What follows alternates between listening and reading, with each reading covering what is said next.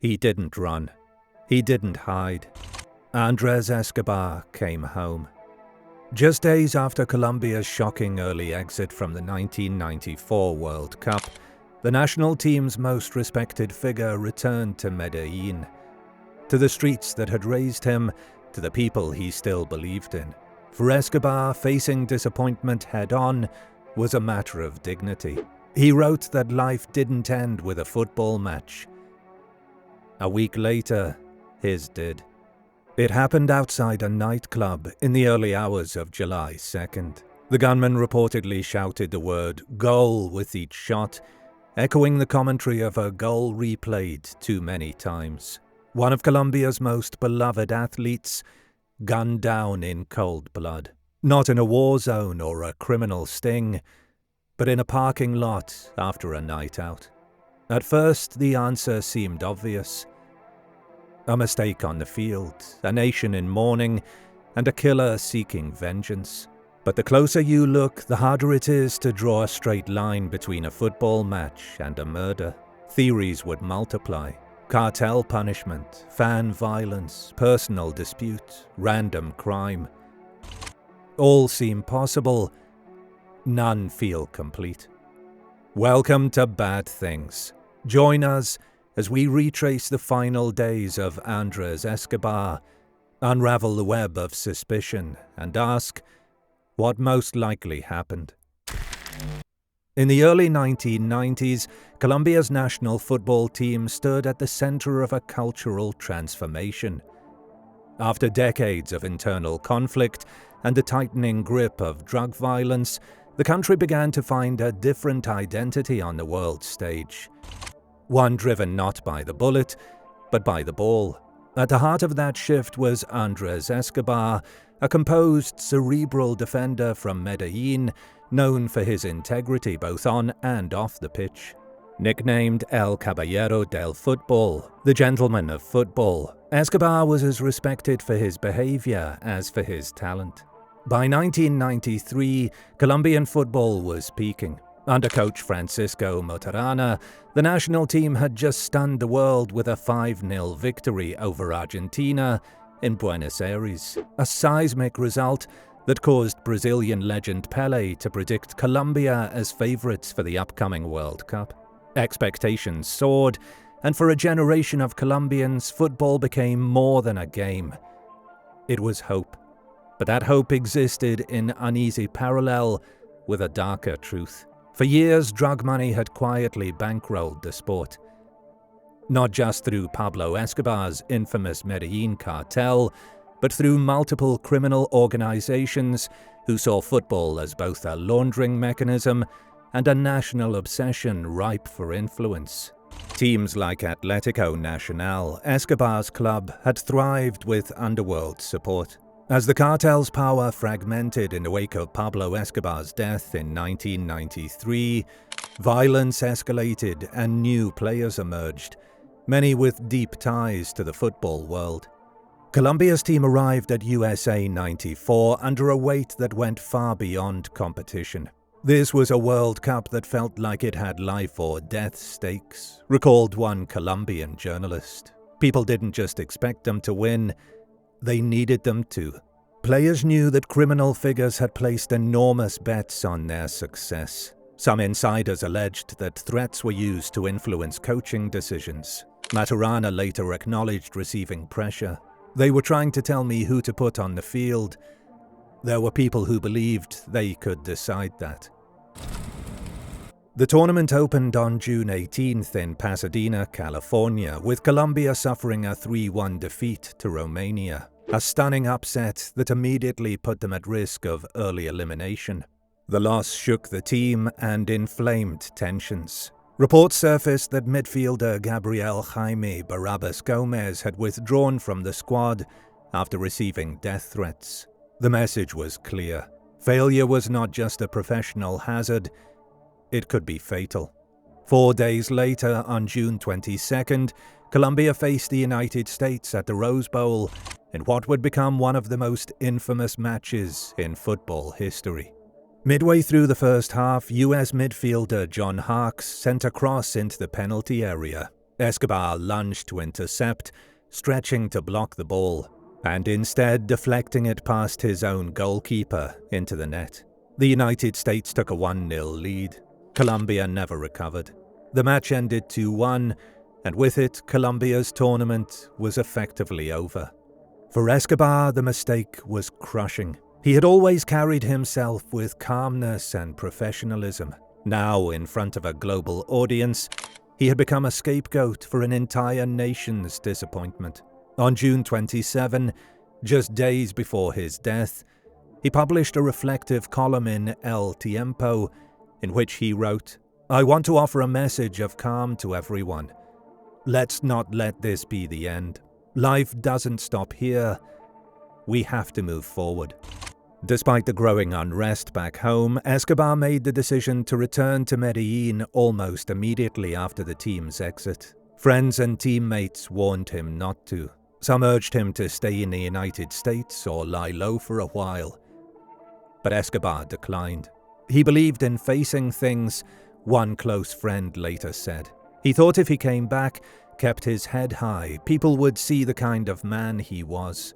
In Medellín, the mood was heavy. Colombia's exit had triggered a nationwide depression, and in certain quarters, especially among those with money on the line, anger was simmering just beneath the surface. Yet in public, Escobar continued to move with grace. He gave no signs of fear, and people who saw him in the days following his return recalled him as calm, even upbeat. On the night of July 1st, 1994, he met up with a group of friends in the affluent El Poblado district, a neighborhood known for its upscale bars and restaurants. They eventually made their way to El Indio, a popular nightclub. The atmosphere was typical for a Friday night. Drinks, music, a crowd looking to unwind. But around 3 a.m. in the club's parking lot, the night took a turn. Eyewitnesses described a confrontation between Escobar and a group of men who began mocking him, repeatedly taunting him with the word autogol, own goal. Among the group were Santiago Gallone Now and Pedro Gallone Now, brothers with notorious reputations in the region. Known for their connections to drug trafficking and gambling, the Gallones had been under investigation in the past, but were rarely charged with serious crimes. They had a driver and bodyguard with them that night, a man named Humberto Muñoz Castro. Accounts differ slightly on what exactly triggered the escalation, but it's widely reported that Escobar tried to defuse the tension at first. According to witnesses, he attempted to explain that the own goal had been accidental, that he had done his best. But when the taunts continued, Escobar asked the men to stop. One witness recalled a chilling reply, "You don't know who you're talking to." Moments later, Muñoz drew a handgun and opened fire. 6 shots struck Escobar at close range. With each shot, the shooter reportedly shouted, "Goal." The group fled the scene in a vehicle, leaving Escobar bleeding on the pavement. One of his friends rushed him to Las Americas Hospital, but the injuries were too severe. At 3:45 a.m., Andrés Escobar was pronounced dead. The reaction across Colombia was immediate and overwhelming. In Medellín, more than 120,000 people attended his funeral. Many wore national team jerseys, waving flags and carrying photos of the fallen defender. The front page of El Colombiano that day featured one word in bold type: imperdonable, unforgivable. Mourners lined the streets in silence, save for spontaneous chants of his name. Around the world, the story eclipsed even the World Cup itself. From CNN to the BBC, the headlines were unified in their shock. A footballer killed over a game.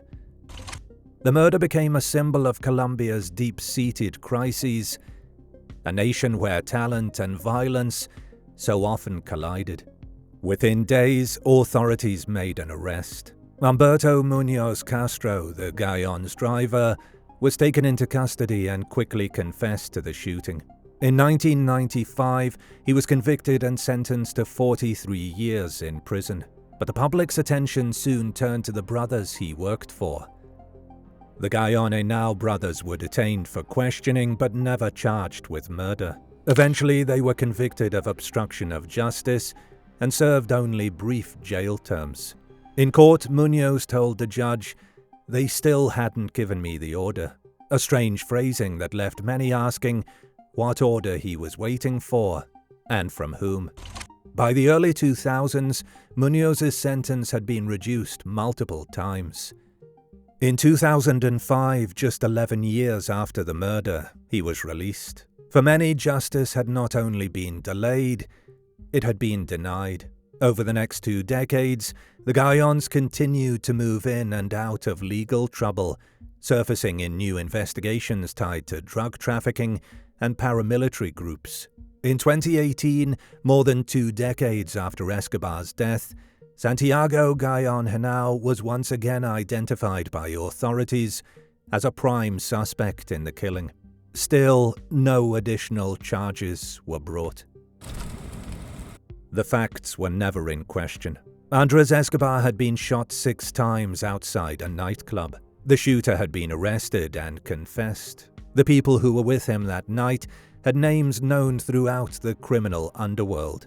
And yet, the murder remained unresolved in the minds of many. In the years since, Escobar's legacy has grown. His story became the focus of the ESPN documentary, The Two Escobars, exploring the overlap between sports and crime in Colombia. Street murals bearing his image can be found across Medellín. His former teammates still speak of him in reverent tones. "He was the best of us," said one, "and we lost him because we loved this game too much. Or maybe because some people loved it the wrong way." The killing of Andrés Escobar was never just a murder. It was a national wound, and like any wound left open too long, it invited infection in the form of rumor, speculation, and contradiction. Nearly 3 decades later, there is still no unified explanation for what happened that night in Medellín. Official records name one man, Humberto Munoz Castro, as the shooter, but few believe he acted entirely alone or without motive. The question remains, what really drove the trigger to be pulled? Number 1. Wrong place, wrong time. A random act of violence.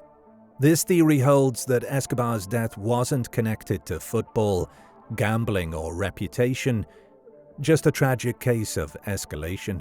In 1994, Medellín was still unstable. Armed confrontations were common, and the line between insult and homicide was thin.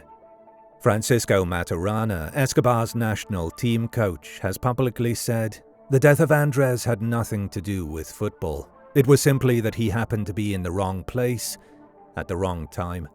Supporters point to Humberto Munoz Castro's claim that he didn't even know who Escobar was, suggesting the trigger was pulled over pride, not a match. Escobar reportedly tried to calm the situation when taunted, but when he stood his ground, things turned violent. One former prosecutor explained it bluntly. There didn't need to be a reason. Medellín didn't work that way back then. This theory sees the killing as senseless but not surprising. A fatal encounter with the wrong men on the wrong night. Number 2. Cartel retaliation. A hit ordered over gambling losses. Others believe the murder was about money, specifically cartel-linked gambling losses after Colombia's World Cup defeat. This version focuses on Pedro and Santiago Gallon Henao, the brothers present at the scene, known for ties to paramilitary groups and illegal betting. The idea is simple. Escobar's own goal knocked Colombia out, costing the Gallons millions in bets. Enraged and humiliated, they used their driver, Munoz, to send a message. His statement in court added fuel. "They still hadn't given me the order." Critics argue that no ordinary argument ends with 6 bullets and shouted goal after each one. The Gallons were known to be well connected. Their brief jail time for obstruction felt suspicious to many. In 2018, Santiago was once again named a primary suspect in the case by Colombian authorities, though no new charges were filed. Still, skeptics of this theory note the chaotic setting. If the brothers wanted Escobar killed, why not do it quietly somewhere else? Number 3. Fan rage. An emotional response to national shame. The third theory doesn't rely on criminal networks or grand plans, just raw personal anger. Colombia's World Cup failure was a national trauma. Escobar's own goal became a symbol of that humiliation, and for some, symbols must be punished. International headlines echoed this view, that Escobar was executed over a football match. The reported jeers, autogol, and Munoz allegedly shouting goal with every shot made it feel like an act of warped fandom.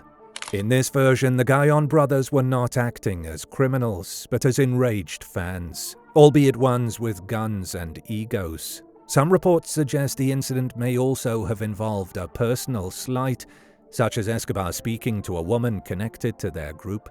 As one journalist put it was football, yes, but it was also pride, alcohol, and testosterone, the deadliest mix in Medellín. Supporters argue that no larger conspiracy is needed. It may have simply been a football-related argument that escalated into murder, not because of who Escobar was, but because of what he represented in that moment. Each of these theories offers a plausible but distinct explanation. One blames the climate of violence, another the economics of crime, the third the fury of a wounded fan base. Each has its backers, each has its blind spots. What they share is a grim truth. In 1990s Colombia, any of them could have been enough to get a man killed.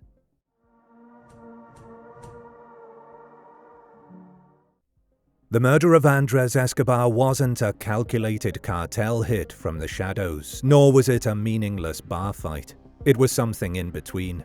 A deadly escalation involving powerful men, bruised pride, and a culture where guns settled disputes. The most plausible explanation is this. Escobar's killing was triggered by the World Cup own goal, but carried out impulsively during a face-to-face confrontation with men who had both motive and means to respond with violence. Not pre-planned, not entirely random, just devastatingly fast. The presence of the Gayon brothers that night is not incidental. Known for their ties to paramilitaries and the illegal betting world, they had reason to be furious. Reports that they lost large sums betting on Colombia's success are consistent with patterns seen across narco football. That financial loss, paired with the public embarrassment Escobar's mistake represented, created a combustible emotional state. But it wasn't the money alone. Witness accounts suggest Escobar remained calm while being taunted until he finally asked them to stop. That moment, standing up to men who were used to unquestioned deference, changed everything. Their driver, Humberto Munoz Castro, pulled the trigger, but the context of the shooting makes it unlikely he acted independently. Munoz's courtroom statement, "They still hadn't given me the order," implies command, not spontaneity. It also makes no sense if, as he later claimed, he didn't recognize Escobar. Why would a bodyguard open fire on a stranger unless prompted by someone with authority? This theory also explains why the crime unfolded so publicly.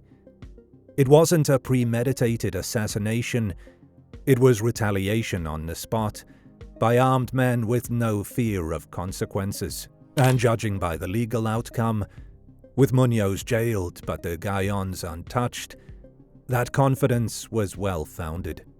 By contrast, the random violence theory overlooks the context. Escobar was no ordinary nightclub goer. He was the face of Colombia's World Cup collapse.